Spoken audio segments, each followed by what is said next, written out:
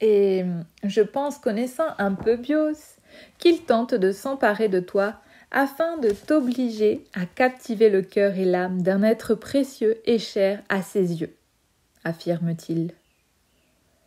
Naïlé fronce les sourcils, ne réalisant pas la finalité et l'enjeu de la manipulation. Sodalite formule des hypothèses pour amener Naïlé à comprendre seul l'intention de Bios à son égard. Je dois te dévoiler un mystérieux secret et accepter de mettre en danger notre amitié. Je comprendrai si, après, tu ne souhaites plus me revoir. Qu'y a-t-il ? Tu m'as l'air soucieux. Sodalite poursuit. Tu sais que la vie est composée des 4 éléments. Eh bien, l'élément feu a servi au peuple des visibles pour détruire de nombreuses civilisations dans des contrées entières. Ils ont manipulé le feu pour créer des armes de mort. C'est pourquoi les invisibles ont décidé de se cacher aux yeux du monde, ne voulant pas répondre à la violence par la violence. Pourtant, vois-tu, j'ai choisi de vivre en paix, parmi vous, et je pense qu'à travers toi, le druide tente de me récupérer. Naïlé, abasourdi et touché de la confiance de Sodalite, le regarde avec appréhension.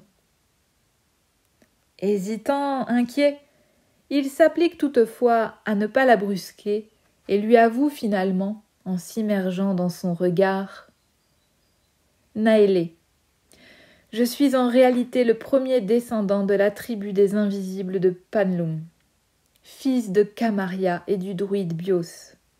Le nom Ahata que Bios t'a donné indique que tu es lié à Kamaria, qui signifie clarté de lune.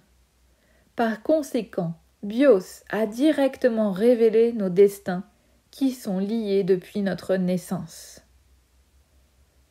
Un silence incommensurable prend place. Subséquemment, une inspiration profonde emplit les narines de Naïlé. Elle relâche finalement l'air engouffré dans ses poumons et découvre une entière lisibilité de la situation et ressent une paix soudaine.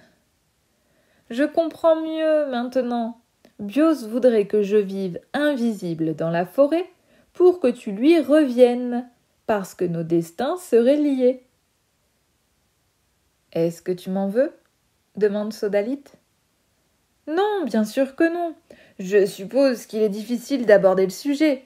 Merci de m'avoir ouvert les yeux. » Tous les deux lucides et consciencieux relatent les événements curieux de leur vie respective.